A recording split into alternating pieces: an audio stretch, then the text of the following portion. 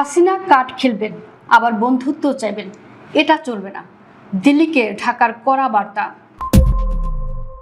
ক্ষমতাচ্যুত সাবেক প্রধানমন্ত্রী শেখ হাসিনাকে ভারতে বসে বারবার বক্তব্য দেওয়ার সুযোগ দেওয়ায় দেশটির সমালোচনা করেছেন স্বরাষ্ট্রমন্ত্রী সালাউদ্দিন আহমদ।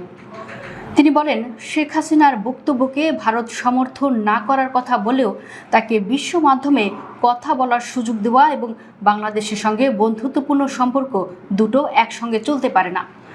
শনিবার ঢাকা বিশ্ববিদ্যালয়ের নবাব নোয়াব আলী চৌধুরী সিনেট হলে আয়োজিত আলোচনা সভায় তিনি এসব কথা বলেন। জুলাই অভ্যুত্থানের দ্বিতীয় বর্ষপূর্তি উপলক্ষে ফ্যাসিস্ট সরকার পতনে বিশ্ববিদ্যালয় শিক্ষকদের ভূমিকার শীর্ষক এ আলোচনা সভার আয়োজন করে ঢাবি সাদা দল ও ইউট্যাব। সালাউদ্দিন আহমদ আরও বলেন, ভারত কি শেখ হাসিনাকে বারবার মিটিং করতে দেওয়াটা সমর্থন করে? তারপরে ভারত বলল, উনি যা বলেছেন তার সঙ্গে আমরা ভারত নাই, এভাবে কূটনৈতিক সম্পর্ক থাকে না। বাংলাদেশের সঙ্গে ভারতের দ্বিপক্ষীয় সম্পর্কে পারস্পরিক নির্ভরশীলতা রয়েছে। এই আন্তনির্ভরতাকে শক্তি হিসেবে বাংলাদেশ ভারতের সঙ্গে বন্ধুত্বপূর্ণ সম্পর্ক বজায় রাখতে চায়।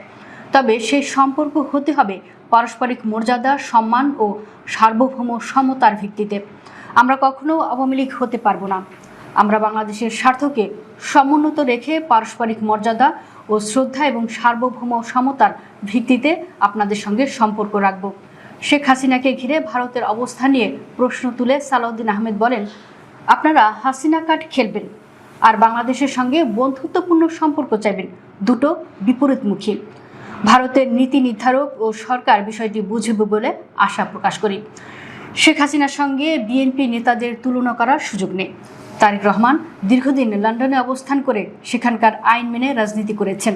অন্যদিকে শেখ হাসিনার সঙ্গে তারেক রহমান পার্থক্য হলো তারা গণতন্ত্রের জন্য সংগ্রাম করতে গিয়ে নির্বাসিত হয়েছেন।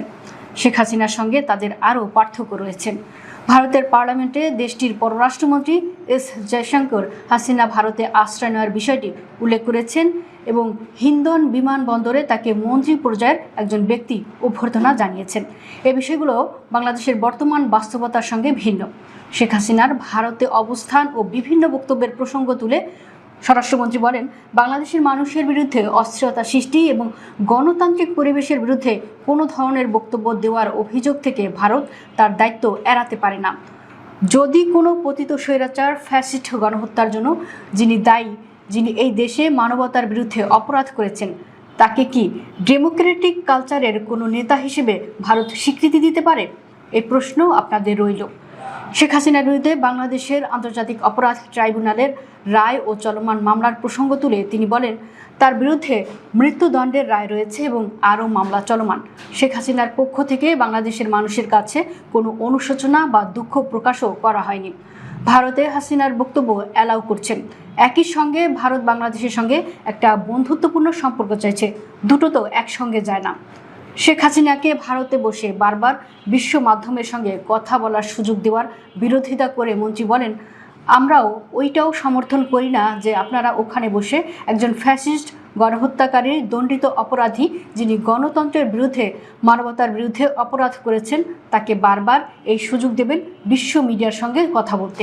এ বিষয়ে পররাষ্ট্র মন্ত্রণালয়ের পক্ষ থেকে এরই মধ্যে প্রতিবাদ জানানো হয়েছে এবং তারাও এই অবস্থানের প্রতিবাদ করছেন।